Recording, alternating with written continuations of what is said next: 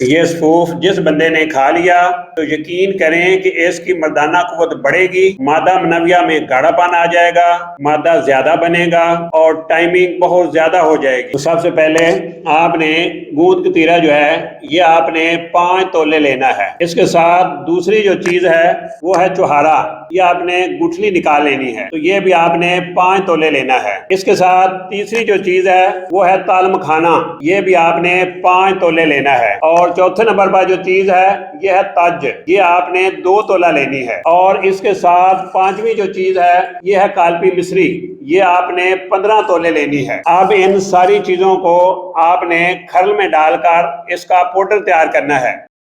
अब हमने इन सारी चीज़ों का सफूफ जो है वो तैयार कर लिया है। अब इसको इस्तेमाल किस तरह करना है, तो आपने हर रोज़ रात को इसका 1 चम्मच खाने के 1 घंटा बाद 1 गिलास नीम गर्म दूध के साथ लेना है।